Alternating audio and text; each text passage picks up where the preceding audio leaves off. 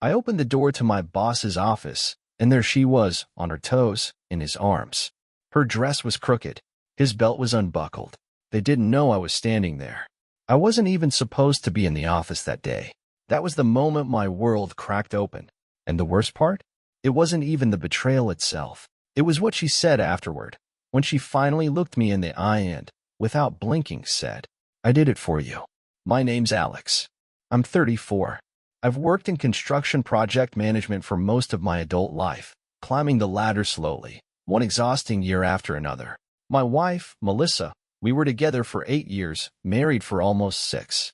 No kids yet, though we had started talking about it seriously. I thought we were solid.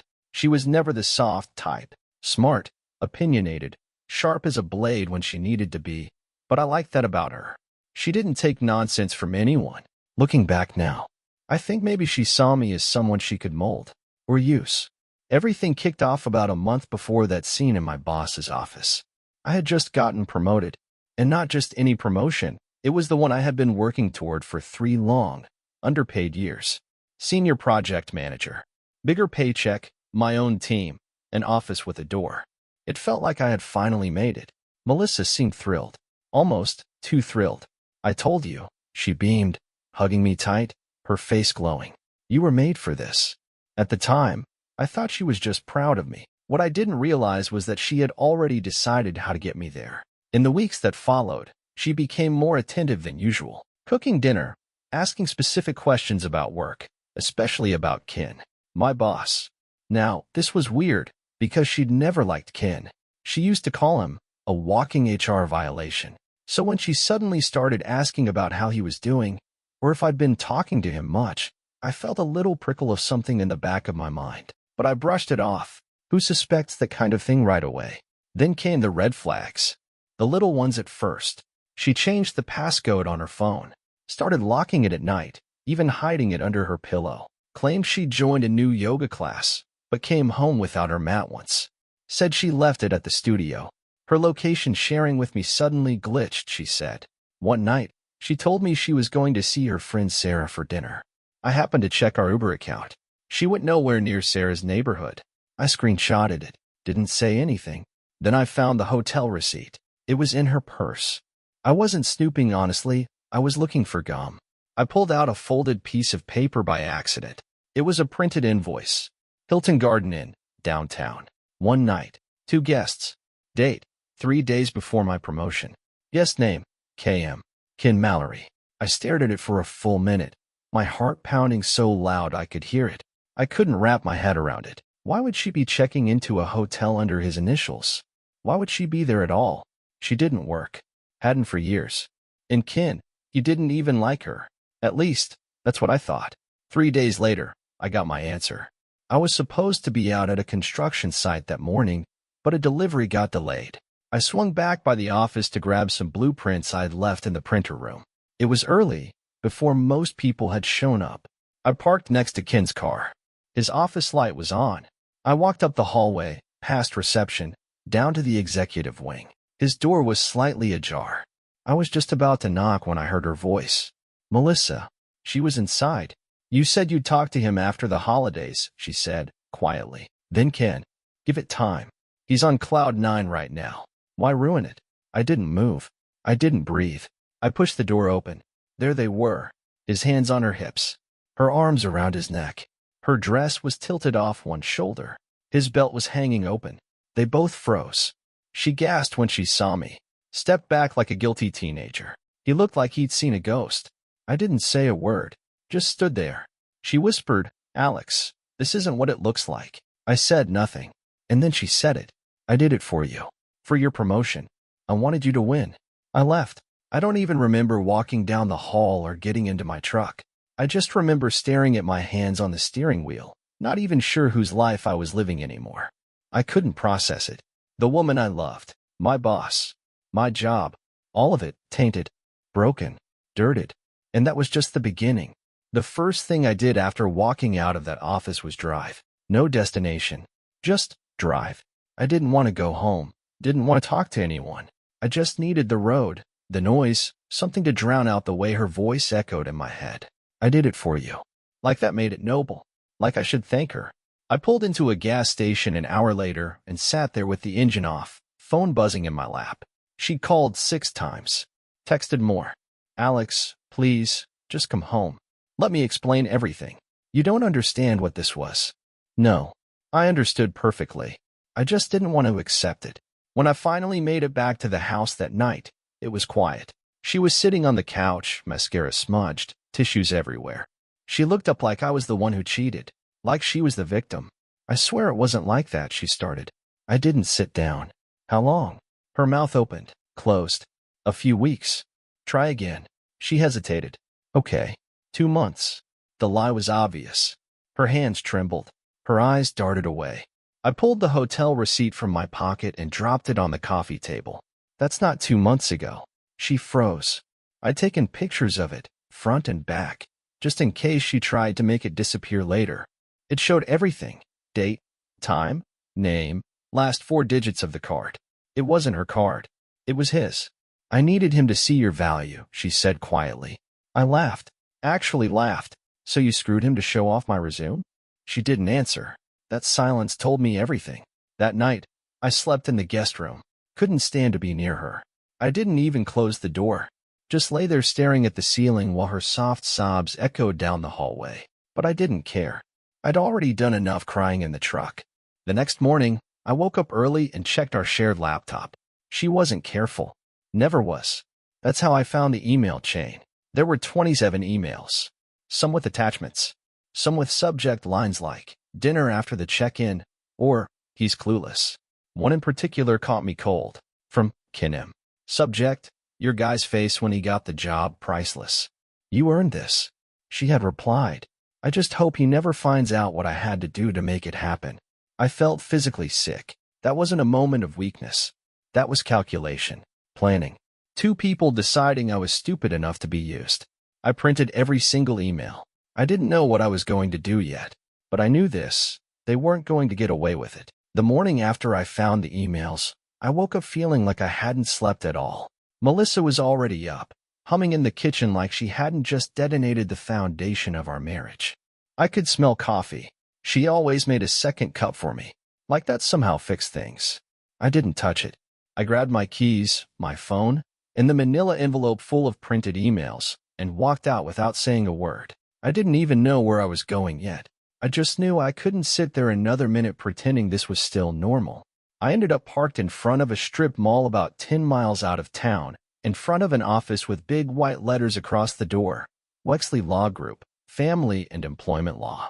I walked in without an appointment, sat in the waiting area with my envelope in my lap like it was radioactive. When a receptionist asked if I had time to wait for a free consultation, I nodded. I would have waited all day. 30 minutes later, I was sitting across from a man named Darren Wexley, mid-50s, wire-rimmed glasses, a silver wristwatch, and the kind of expression that made you feel like your pain was just business. I told him everything. He didn't interrupt once. Just nodded, took notes, let me talk until the whole ugly truth was out. When I finished, I expected some kind of reaction, shock, disgust, maybe even pity. But Darren leaned back, folded his hands, and said, "Well, Alex, you've got more than just a broken marriage here. You've got leverage." I stared at him. Leverage. You have documentation of a romantic relationship between your direct superior and your wife, which coincided with a significant promotion. That's not just cheating. It's a possible abuse of power. And if the company knew or turned a blind eye, that opens the door for liability. So what do I do? That depends on what you want. Divorce? Definitely. Civil suit? Very likely. You could even take it public if you want to light the place on fire. I didn't answer. Not right away. Because in that moment, I wasn't sure what I wanted more, justice, revenge, or just to feel like a human being again. When I got home that evening, Melissa was on the porch. She'd been crying. Not that I cared anymore. "I made dinner," she said quietly. I walked past her. Didn't even look her in the eye. She followed me inside. "Alex, please. Can we just talk?" "We've already talked," I said. "You just forgot to be honest." She stood in the doorway to the kitchen while I pulled a beer from the fridge. I didn't mean to fall for him. It just happened. I turned around slowly. "You fell for him?" Her eyes widened. She realized she'd said too much. I stepped closer. So it wasn't just about my promotion. You actually had feelings for the guy. I don't know, Alex. It was complicated. He paid attention to me. He listened. Yeah? But he really listened at the Hilton. Her face crumpled. But I didn't feel bad. That night, I slept at my brother's place. I didn't tell him everything, just said Melissa and I were having problems. He offered me the spare room, no questions asked. In the morning, I called Darren and said the words I hadn't been ready to say the day before. I want to move forward with everything. The divorce. The suit. All of it. Good, he said. We'll begin with HR. The company wasn't ready for it. When Darren submitted the formal complaint, citing misconduct, favoritism, and abuse of power, it triggered an automatic review of Ken's behavior. I didn't expect them to react so fast, but apparently, I wasn't the first employee to raise a red flag about him. 3 days later, Ken was placed on temporary leave. I got the news in an email. I read it 3 times. And then I smiled. Melissa, however, did not take it well. You're destroying his life. She screamed at me over the phone that night. What is wrong with you? Wrong with me? I laughed. You cheated. He promoted me as a cover-up. And I'm the villain. You're making it worse. This was supposed to be behind us. There is no us, Melissa. Click. The HR investigation turned out to be a spark in a field of dry grass. Once Ken was placed on leave, rumors started spreading in the office like wildfire. People didn't know the details, but they knew something was off. That kind of sudden silence from someone in upper management? It never goes unnoticed. By the end of the week, 3 different coworkers had messaged me something along the lines of, "Did something happen with Ken?" Or, "Hey man, are you okay? Just heard something weird." I didn't reply to most of them. Not yet. Instead, I focused on gathering more. Darren asked me to forward any additional communication I had from Melissa or Ken. I dug deep, found an old shared Google Drive folder Melissa and I had once used for our wedding planning. Buried in it, no kidding, was a PDF itinerary for a conference Ken and Melissa had supposedly attended in Miami. It was dated 5 months before my promotion. There was no real conference. It was a beach resort. Her name was on the guest list as his +1. That was the final nail in my mind. Not just infidelity, not just betrayal, but collaboration. They planned it. Over time. With receipts, emails, and hotel bookings to prove it. When I sent the itinerary to Darren, his response came in under 2 minutes. "We have enough. I'm filing." I didn't tell Melissa.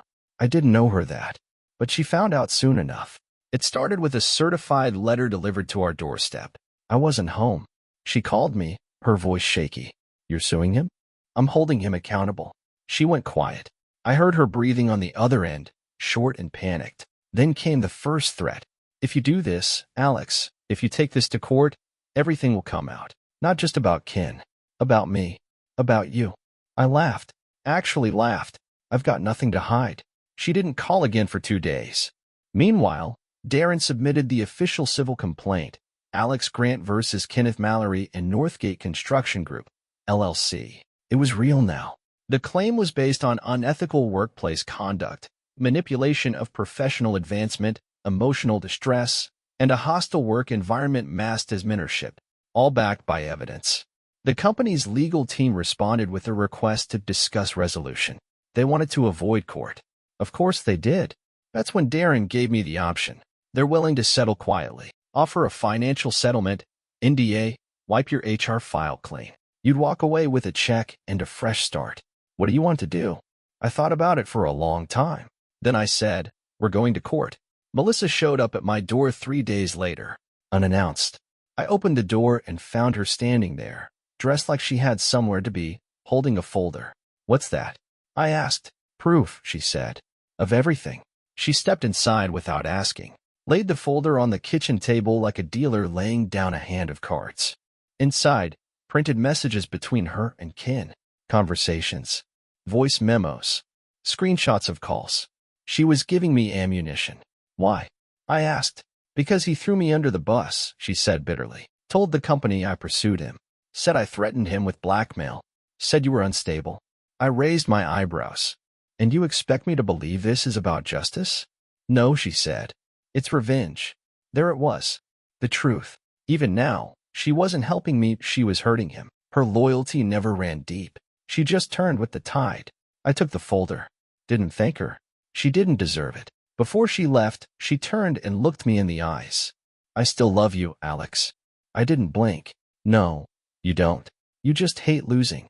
The trial date was set for late September. It felt far off, but time moved strangely once everything was in motion. I spent the weeks leading up to it preparing with Darren. Every meeting, every phone call, felt like sharpening a blade. The company had officially distanced themselves from Ken. He was no longer on leave, he was fired. Quietly, of course. No big announcement. Just gone. Scrubbed from the website. His office emptied out overnight. Melissa called again. Left a voicemail this time. Her voice sounded hollow. I never meant for it to go this far. Please don't let them drag me into it. She was too late for that. With the documents she gave me, Darren amended the complaint. We now had direct evidence of Ken using his position to reward someone he was involved with, Melissa, with influence over another employee's career. Mine. Even better? Some of the messages she turned over made it clear the company might have known. Or at least, someone high up did. So we added the company back into the lawsuit. I told Darren I didn't care about the money. He nodded, but said it was still part of the process. You're not just making noise, Alex. You're setting precedent. That stuck with me. The morning of our first court appearance, I sat outside on the courthouse steps with a coffee in my hand, watching as people filtered in and out. Darren arrived right on time, briefcase in hand, calm as ever. Ken showed up 15 minutes late. No tie, no briefcase. Just him and a young attorney who looked like he'd rather be anywhere else. He avoided my eyes, walked in like none of it mattered. But I saw it. The nervous twitch in his jaw. The fake confidence. He knew he was cooked, and I was ready to prove it. The morning Darren called me to say, "We've got movement," I was halfway through a cold breakfast. I hadn't been sleeping well. My appetite came and went, but something in his voice shook me out of the fog. They want Hawk's settlement, he said. Again, this time with numbers. I didn't say anything right away. He continued, "They're scared, Alex. HR's digging up complaints from other employees about Ken. The moment they realized we weren't bluffing about court, they started circling the wagons." What kind of numbers? I'll know more after the call this afternoon. But they want to avoid discovery. Badly. That word, discovery, had become our ace in the hole. If this went to trial, everything would come out. Not just what Melissa and Ken did, but how it lined up perfectly with my promotion. The emails, the hotel receipts, the voice memos. And with Melissa's folder? It wasn't just he said, she said anymore. It was facts. Receipts. Timestamps. Screenshots. They'd have to admit that a woman, who was not an employee, manipulated the chain of command, and their senior manager let it happen. Even if they tried to argue I benefited, it wouldn't matter. It was a liability nightmare, and they knew it. That afternoon, Darren called me again. They're offering 6 months' salary as a settlement, plus a clean break from your employment contract, full severance, no NDA, and a positive reference letter from HR. I let out a breath. It was tempting. 6 months of pay could mean time to reset, breathe, maybe even leave the city, start fresh. But I couldn't shake the feeling that if I took it, they'd all go back to their offices and forget what happened. Like it was a glitch, a blip, and I wasn't ready to let them off the hook. I still want to go to court, I said, unless they're willing to admit fault publicly. Darren didn't push back. Then we keep going. That night, Melissa called again. I shouldn't have answered, but I did. Alex, she said, her voice quieter than I'd ever heard it. They called me. Who? The company. They're lawyers. They want to know what I'll say if I'm subpoenaed. My stomach turned. Not because I was afraid of what she'd say, but because I knew she was dangling something again. Like always. What will you say? I asked. She paused. Too long. Depends, she said. Depends on whether you're going to make me the villain. I laughed. Couldn't help it. You were the villain, Melissa. I'm not the only one, she snapped. You think this makes you pure? You're not some innocent. You got the job, didn't you? I nearly dropped the phone. There it was. Her last defense. You're right, I said. I got the job. And you know what? I was proud. Until I realized it came with strings I didn't tie. Until I saw you in his arms. That's when I stopped being proud. Silence. Then she said something I didn't expect. I wish you never walked in that room. I almost answered. But I didn't. I hung up instead. It was just a conference room in an office park. Neutral walls. Bottled water. a long wooden table with too many chairs. But when Melissa walked in for her deposition, you'd think she was stepping onto a stage. She was dressed to the nines, hair perfectly done, that crisp, calculated look she always used when she wanted to come across as composed. But I knew her too well. Her hands were trembling, barely noticeable, unless you were looking. I was.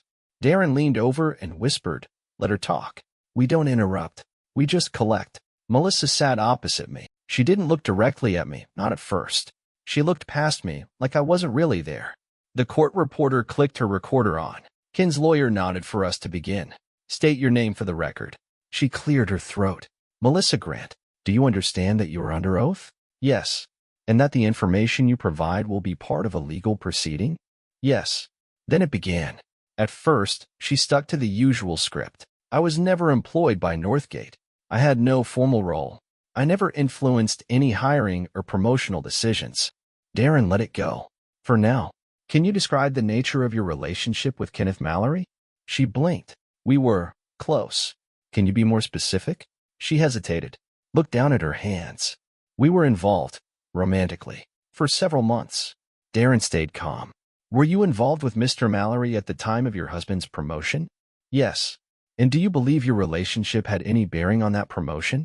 She looked at me for the first time, and then she said it. "I think Ken believed that giving Alex the promotion would keep me happy." It landed in the room like a slap. No one moved. No one spoke. Her own words. Under oath. I kept my face still, but inside I felt something twist. Not joy. Not relief. Just clarity. Darren followed up. "Were you aware that your actions might create the appearance of conflict of interest or favoritism?" "I didn't think about that at the time," she said quietly. "I was focused on us." "Us?" I said under my breath. She flinched. They wrapped it up 20 minutes later. She left the room without another glance. Not even a word to me. But it didn't matter. Because that moment, those few lines of testimony, were everything. After she left, Darren turned to me. "That was it," he said. "That was the crack in the dam." A few days after Melissa's deposition, the tone of everything shifted. Suddenly, Ken's lawyer wasn't so smug. His emails to Darren got longer, more cautious. They started asking about mediation again, without prejudice. Preliminary discussion. All legal ways of saying, "Can we please make this go away?" But it was too late for that now. Ken hadn't just crossed a line. He'd stomped all over it in dress shoes, and Melissa had just traced the prints under oath. Still, Darren warned me, they'll try something. People like Ken don't go down easy. They throw Hail Marys. He was right. 3 days later, I got an email from someone I hadn't talked to in nearly a year. Her name was Kelsey, one of Ken's former assistants. We'd worked together briefly before she transferred to another office. Her message was short. "I heard about the case. Just wanted to say, I believe you. I saw things back then. If you ever need a statement or anything, I'm here." I stared at the screen, not breathing. I forwarded it to Darren. He called me 5 minutes later. "Get her on the record," he said. Immediately, we arranged a meeting. Kelsey showed up nervous but determined. She had a stack of old emails printed out, including one where Ken had asked her to shuffle the calendar for an off-site meeting, which, based on the timestamp, coincided with the exact day of that fake conference. Trip Melissa had been listed as his guest. There was more. Ken used to brag about making things happen for people he liked, she said. He never said names outright, but everyone knew he meant promotions. Sometimes he'd come back from long lunches and say things like, "Our boy's going to love this surprise." I didn't understand what he meant back then, but now, she looked me in the eye. Now I do. She agreed to write a formal statement, and just like that, the cracks spread. Darren filed a motion to add her testimony to the case record. Ken's lawyer tried to block it, but the judge allowed it pending review. Then, on a random Thursday afternoon, while I was out running errands, I got a call from a blocked number. I shouldn't have answered, but I did. "Alex." It was Ken. My body went cold. "I just want to talk," he said. "I don't have anything to say to you." He sighed. "I don't blame you. I wouldn't either." A pause. Then he said something I'll never forget.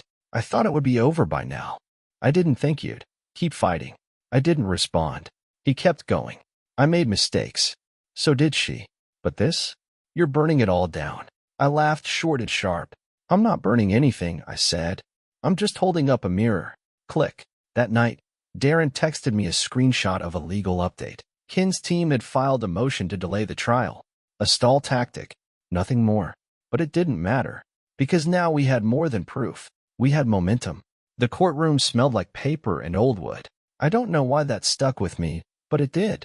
Like a place frozen in time, where the ugliest parts of your life get pinned under fluorescent lights for strangers to dissect. When I walked in that morning, Ken was already seated. Same suit, same fake calm, but his jaw was locked tight. Melissa wasn't with him. She didn't show it all. Maybe she couldn't handle watching it unfold. Or maybe she didn't want to see what I looked like when I stopped being the man who forgave. Darren whispered, "They'll try to rattle you. Just tell the truth. Look at the jury when you speak, not at him." I nodded. The room filled slowly, court clerks, paralegals, 2 reporters from a local business blog. I spotted one guy from the office, too. Never talked much, but he gave me a small nod when our eyes met. Then it began. Opening arguments. Ken's lawyer went first. He was slick, polished, tried to frame the whole thing as a misunderstanding between adults that had unintended professional overlap. Said I was understandably emotional and trying to retroactively assign blame. Darren stood up and said 5 words that turned the room. "This isn't about emotion. It's about ethics." Then he launched into the case. Evidence, timeline, motive, emails, voice memos, Kelsey's testimony, the hotel receipt, the calendar overlaps, the off-site conference, Melissa's sworn admission. Piece by piece, he laid it out like a map. Then it was my turn. I took the stand. I'd rehearsed it a dozen times. We'd done mock testimony. But the moment I sat down, looked out at that quiet courtroom, my hands started sweating. The clerk swore me in. I said, "I do," and felt the words catch in my throat. Darren began softly. "Alex, can you tell the court what your position was at Northgate Construction prior to your promotion?" "Project manager," I said. "I've been in the role for 3 years." "And what did that promotion mean to you?" "Everything." That's what I wanted to say. But instead, I told the truth. It felt like proof that all the years of missing holidays, of being the last one to leave the site, meant something. He nodded. "When did you first suspect that your promotion might not have been based solely on merit?" I swallowed hard. "When I found the hotel receipt," I said. "And then, when I walked into my boss's office and saw my wife in his arms." The courtroom didn't move. Even the reporters stopped typing for a second. Darren led me through the rest, the emails, the Uber location, the excuses, the phone passcode, all of it. I told them about the night I drove around with the receipt in my pocket, how I sat at a gas station and stared at nothing, because my brain couldn't make sense of the life I thought I was living. Then came cross-examination. Ken's lawyer stood. "Mr. Grant, do you acknowledge that you did in fact receive a promotion and increased salary as a result of Mr. Mallory's decision?" "I acknowledge I was promoted, but I don't believe I earned it in the way I thought I did." "And yet you accepted the raise, the title, and the benefits?" "Yes," I said, "because I didn't know the truth yet." "And when you learned of the alleged affair, your first response was to pursue legal action?" "No. My first response was heartbreak. Legal action came later." He pressed. "Would it be fair to say this lawsuit is as much about personal revenge as it is about workplace ethics?" I stared at him. And then I looked at the jury. "No," I said. "This is about knowing that someone hijacked my career and used me as a pawn in their private relationship. That's not revenge. That's self-respect." He stopped there. Didn't ask anything else. I stepped down. My legs shook the whole way back to the table. The second day of the trial felt different, tighter, meaner. Ken's team had lost their rhythm. The cracks from yesterday, Melissa's deposition, Kelsey's testimony, my time on the stand, they weren't just showing, they were starting to splinter the whole structure. And then Darren had dropped the surprise. Her name was Julia Meyer. She used to be a junior coordinator under Ken, barely 24 when she worked at Northgate. She had never come forward before. But when our case made quiet waves in HR circles, she reached out to Darren through LinkedIn. She agreed to testify. I didn't know what she was going to say until she stepped into the witness box. She sat down, hands in her lap, calm, then looked straight ahead as Darren started. "Ms. Meyer, can you describe the nature of your interactions with Mr. Mallory while employed at Northgate?" Her voice didn't shake. "I worked under Ken for 9 months. He was unpredictable. Some days he was charming. Other days he'd make comments about my clothes. Ask if I had plans after work. When I turned him down, he started leaving me off emails, reassigning my work. Darren nodded. Were these incidents reported? I told HR. Nothing happened. They said it was probably a misunderstanding. After that, I started looking for other jobs. And did you know Mr. Mallory was involved with Melissa Grant during your time there? She nodded. Everyone knew. It wasn't official, but he made jokes. Called her his private consultant. We all assumed she had something on him, because he did whatever she wanted. The room shifted. Even Ken's lawyer looked like he was swallowing glass. But Julia wasn't finished. One time, she said, he told me not to worry about a promotion that got passed over.